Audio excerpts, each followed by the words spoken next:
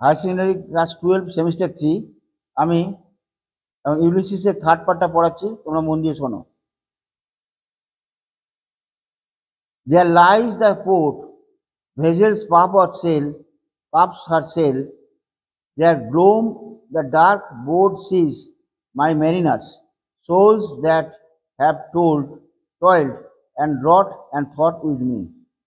There lies the port, the vessel puffs her sail. তাহলে কি দেখা যাচ্ছে এখানে, কি বলতে চাইছে? বলতে চাইছে ওই যে বন্দর, দেয়ার লাইজ দ্য পোর্ট, ওই যে বন্দর দেখা যাচ্ছে, দ্য ভেসেলস পাপস আর সেল, মানে জাহাজগুলো তার পাল তুলেছে।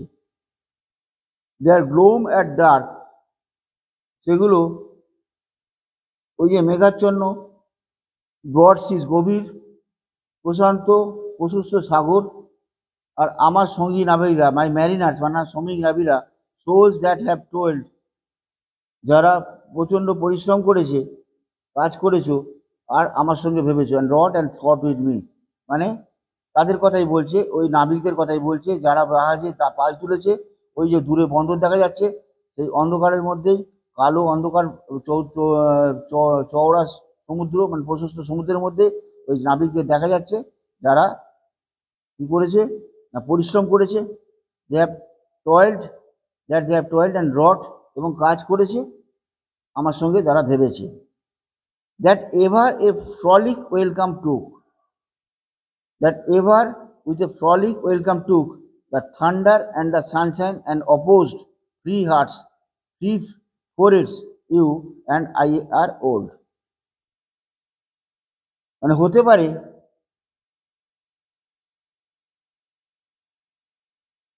that ever a frolic welcome flock, যারা সবসময় উজ্জ্বল আনন্দে, that ever a frolic welcome took the thunder and sunshine, যারা উজ্জ্বল সবসময় উজ্জ্বল আনন্দে বজ্রবিদ্যুৎ আর রোগের তাপকে বরণ করেছে। The thunder and the sunshine and oppose free hearts, এবং কঠিন মন আর স্বাধীন মস্তিষ্ক নিয়ে এগিয়ে এসেছে। ফ্রি ফোরহেডস ইউ, তাহলে তাহলে কি হলো, স্বাধীন হৃদয় এবং স্বাধীন তার মস্তিষ্ক নিয়ে এগিয়ে এসেছে, স্বাধীন মন আর স্বাধীন মস্তিষ্ক নিয়ে এগিয়ে এসেছে। তুমি, you and I are old, তুমি এবং আমি বুড়ো হয়েছি। Old age hath yet his honour and toil, বার্ধক্য এখনো তার সম্মান আর কাজ বজায় রাখে। Old age had yet his honour and his toil, বার্ধক্য এখনো তার সম্মান এবং কাজ বজায় রাখে। ডেথ ক্লোজেস অল, মৃত্যু সব কিছু শেষ করে দেয়। But something ere the end, something ere the end, মানে কিছু তার আগে, মৃত্যু কিছু আগে, some work of noble note, কিছু মহৎ কাজ, may be yet be done, কিছু এখনো মহৎ কাজ করা যেতে পারে। Not unbecoming men that strove with gods, not upcoming men that strove with gods, the lights begin to twinkle from the rocks, মানে বলছে যা দেবতাদের বিরুদ্ধে লড়াই করা মানুষের যথার্থ, দেবতাদের বিরুদ্ধে যে বলছে, that is unbecoming men that strove with gods, that lights begin in to twinkle from the rocks, মানে পাহাড় থেকে, পাহাড়ের কঠিন পাথর থেকে জ্বলে ওঠে এখনো দীপশিখা, এখনো পর্যন্ত দীপশিখা জ্বলে ওঠে, যা দেবতাদের বিরুদ্ধে লড়াই করা মানুষের জন্য যথার্থ। তাহলে এখানে মানেটা হলো কি দেখো, that ever with a frolic welcome took the thunder and the sunshine, and opposed free hearts, free foreheads, you and I are old. That ever with a frolic welcome took, যারা সবসময় উজ্জ্বল আনন্দে বজ্রবিদ্যুৎ আর রোদের তাপকে বরণ করেছ। স্বাধীন মন আর স্বাধীন মস্তিষ্ক নিয়ে এগিয়ে এসেছ, তুমি আর আমি বুড়ো হয়েছি। স্বাধীন হৃদয় আর স্বাধীন মস্তিষ্ক নিয়ে এগিয়ে এসেছ, অ্যান্ড আই আর ওল্ড, এবং তুমি আমি বুড়ো হয়েছি, you and I are old. Old age had yet his honor and his toil. বার্ধক্য এখনো আর সম্মান আর কাজ বজায় রাখে। Old age hath yet his honour and has toil. Death closes all, মৃত্যু সব কিছুকে কেড়ে নেয়, মৃত্যু সব কিছু কেড়ে নেয়। But something ere to end, কিন্তু তার আগেও অনেক কিছু করার থেকেই যায়। Some work of noble note, কিছু মহৎ কাজ মে ইয়েট বি ডান, এখনো করা যেতে পারে। Not becoming men that strove with gods, মানে দেবতাদের বিরুদ্ধে লড়াই করা মানুষের যথার্থ নয়। The lights begins to twinkle from the rocks, মানে পাথর থেকেও জ্বলে ওঠে দীপশিখা। এই কথাই বলতে যাচ্ছে, মানে জীবনটা আবার দেবতাদের বিরুদ্ধে বিদ্রোহ করাটা যথেষ্ট যথার্থ নয়, কিন্তু পাথরের মতন জীবন থেকেও কি হয়, পাথরের যেরকম কঠিন পাথর থেকে আগুন জ্বলে ওঠে, সেরকম জীবন থেকেও আগুন জ্বলে উঠতে পারে, মানে শেষ বয়সেও কিছু করা যেতে পারে, এটাই বলতে যাচ্ছেন। তারপর বলছে কি, the long day wanes, the slow moon climbs, the deep moans round with many voices. Come, my friends, it is not too late to seek a newer world. The long days wanes, দীর্ঘদিন ঢলে পড়ে, অনেক দিন চলে গেছে।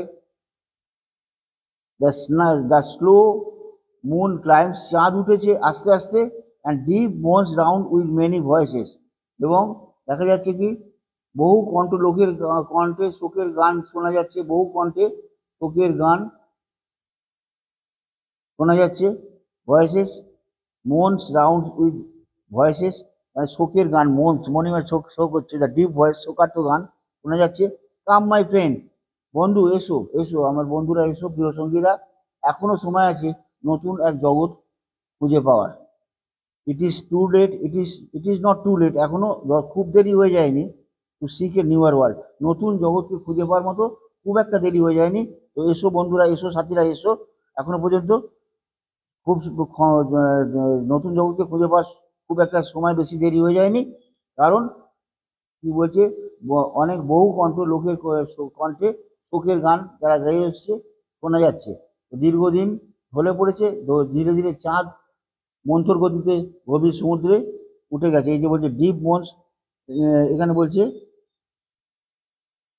The long days wane the slow moon climbs the deep moans round the many voices. অনেক, তাহলে কি হচ্ছে, অনেক ডিপ মোনস মানে হচ্ছে তোমার শোকার্ত আওয়াজ, গানের আওয়াজ শোনা যাচ্ছে। তখনই বলছে কাম মাই ফ্রেন্ড, এসো আমার প্রিয় বন্ধুরা এসো।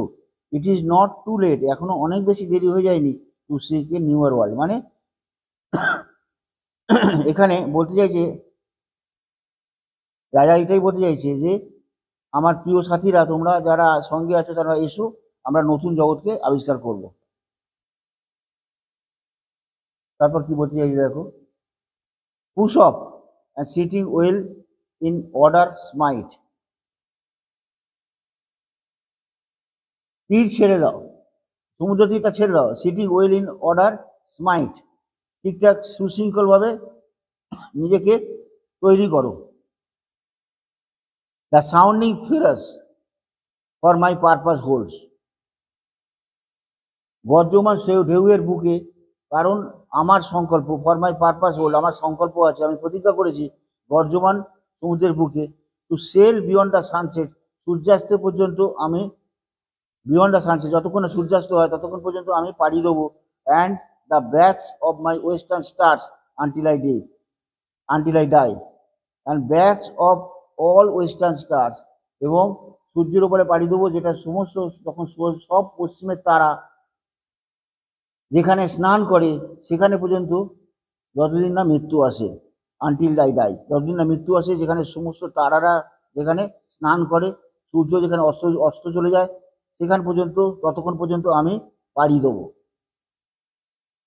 তাহলে কি বললো, push off and sitting well in order smite, তীর ছাড়ো আর সুশৃঙ্খলভাবে দাঁড়িয়ে আঘাত করো। গর্জমান ঢেউয়ের বুকে, কারণ আমার সংকল্প যে সমুদ্রের ওপারে পাড়ি দেওয়া, আর সমস্ত পশ্চিমে তারা যেখানে স্নান করে সেখানে পর্যন্ত যাব যতক্ষণ না মৃত্যু আসে। এই কথাটাই মানে হলো। তারপরে প্যারাগ্রাফটা দেখো, তারপরের লাইনটা, it may be that the gulfs will wash us down, it may be we shall touch the happy I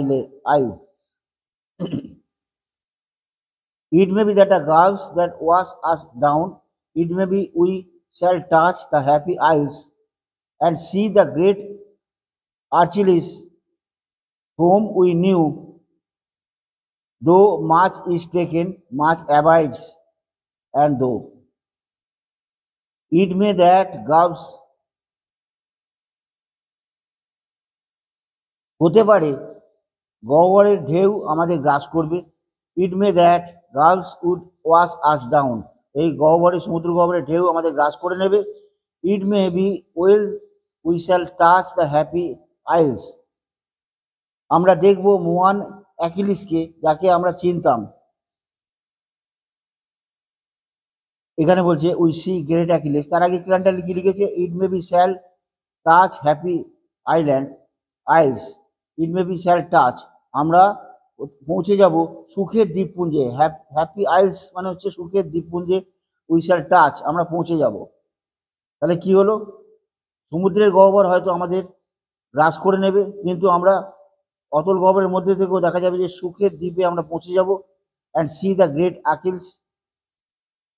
Achilles, যে আমরা সেই মহান অ্যাকিলিস যাকে আমরা হারিয়েছি, যাকে আমরা চিনতাম, এই যুদ্ধে মারা গেছে, টু হোম উই নো, যাকে আমরা চিনতাম, though much is taken and much abides and though, তাহলে আমরা যদিও আমরা সেই শক্তি নয়, উই মাচ নট স্ট্রেংথ, যদিও আমাদের অনেক কিছু হারিয়ে গেছে, অনেক কিছু রয়ে গেছে, though much is taken much abides and though, তার মানে হচ্ছে যদিও আমাদের অনেক কিছু হারিয়ে গেছে তবু অনেক কিছু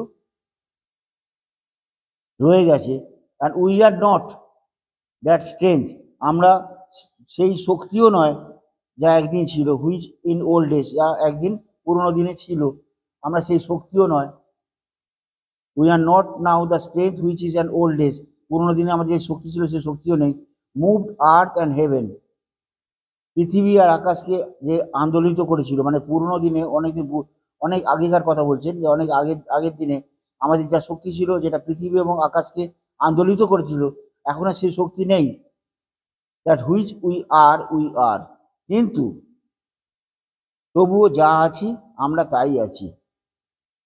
তাহলে এটার মানেটাকে পরিষ্কার করে আবার বলি, আরেকবার বলে দিই, it may be the gulf will wash us down, এই সমুদ্রের গর্জন, সমুদ্রের অতল গহ্বরের ঢেউ আমাদের হয়তো গ্রাস করে ফেলবে, it may be we shall touch the happy isles, মানে আইল্যান্ডগুলো,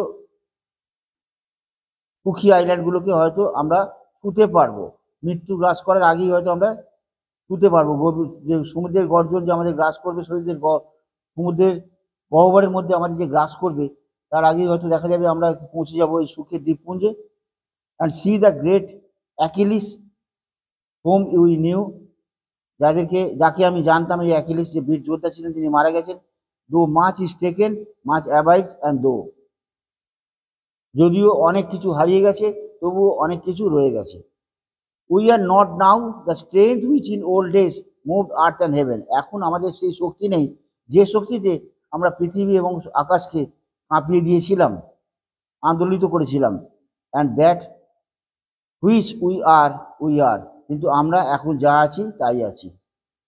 তারপরের লাইনটা দেখো, one equal temper of heroic hearts made weak by time and fate, but strong in will to strive to seek to find and not to yield, বীরত্বপূর্ণ হৃদয়ের একটা অভিন্ন মেজাজ, one equal temper of heroic hearts, বীরত্বপূর্ণ হৃদয়ের একটা অভিন্ন মেজাজ, এটা থেকে যাচ্ছে, মেড উইক বাই টাইম, কিন্তু এটা থেকে যাচ্ছে, কিন্তু এটা কমজোরি হয়ে যাচ্ছে, নিয়তির দ্বারা দুর্বল হয়েছে, made weak by time and fate, নিয়তি ভাগ্যের পরিহাসে এটা কি হয়েছে, বয়সের সঙ্গে সঙ্গে এটা কমজোর হয়ে গেছে, বাট স্ট্রং ইন উইল, কিন্তু ইচ্ছা শক্তিতে এটা এখনো অটল রয়েছে।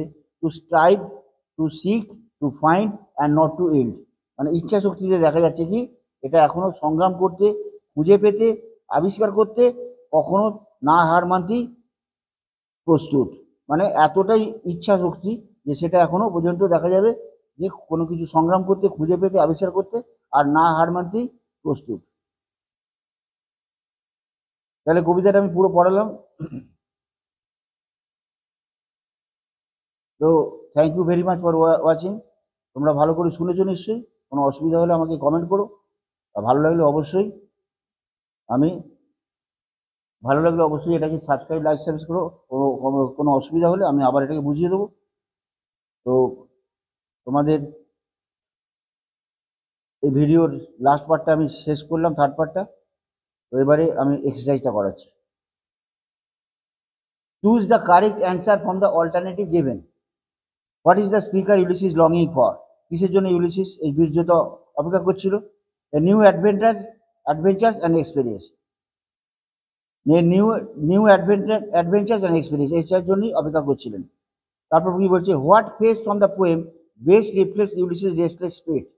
হোয়াট ফ্রেজ, কোন লাইনটা, কোন ফ্রেজটা কবির রিফ্লেক্ট করছে ইউলিসিস রেস্টলেস স্পিরিট, তার যে অবিরাম একটা আত্মার জাগরণ, অবিরাম যে তার হৃদয়ের জাগরণ, সেটা কোন ফ্রেজ থেকে বোঝা যাচ্ছে? To strive, to seek, to find and not to yield. শেষ হবে না। টু স্ট্রাইভ, টু সিক, খুঁজে বার করা, টু ফাইন্ড সমস্ত কিছু। এই যে বলছে সংগ্রাম করতে, খুঁজে পেতে, আবিষ্কার করতে, আর কোনো কিছু যেন না হার মানতে, নট টু ইল্ড, কোনো কিছু হার না মানতে। একদম লাস্ট লাইনটাই এটা, কবিতার লাস্ট লাইনটাই লেখা আছে। To strive, to seek, to find and not to yield. এখানে দেখো লাস্ট লাইনটা লেখা, to strive, to seek, to find and not to yield. তারপর দেখো, what is the significance of the far off lands mention in the poem? অনেক দূরের দেশ বলতে কি বোঝাতে চাইছে? They represent the unknown and call of continued exploration. সেটাকে বলছে যে অজানা অদেখাকে একটা কন্টিনিউয়াস, মানে সবসময় একটা আবিষ্কারের মধ্যে দিয়ে তার জীবনটা শেষ করবেন, তিনি শেষ করতে চাইছেন। যে ফার অফ ল্যান্ড বলতে সেই দূরের দেশের কথাই বলা হয়েছে। তাহলে আমি এক্সারসাইজটা পড়ালাম। সেমিস্টার 3 হায়ার সেকেন্ডারি স্টুডেন্টদের বলি, তোমরা বারবার এই কবিতাটা ভালো করে পড়ো, কারণ খুব একটা গুরুত্বপূর্ণ ইম্পর্টেন্ট কবিতা। এখানে লাইন বাই লাইন, প্রত্যেক লাইন থেকে প্রশ্ন আসতে পারে। কোনো অসুবিধা হলে আমাকে কমেন্ট করো, আর ভালো লাগলে অবশ্যই লাইক, সাবস্ক্রাইব করো। Thank you very much for watching. Thank you very much for watching. তোমরা যে এটা দেখলে তার জন্য তোমাদের ধন্যবাদ জানাই। আর একটা কথা হচ্ছে যে তোমাদের আসন্ন পরীক্ষার জন্য শুভকামনা জানিয়ে আমি আমার এই ভিডিওটা শেষ করছি।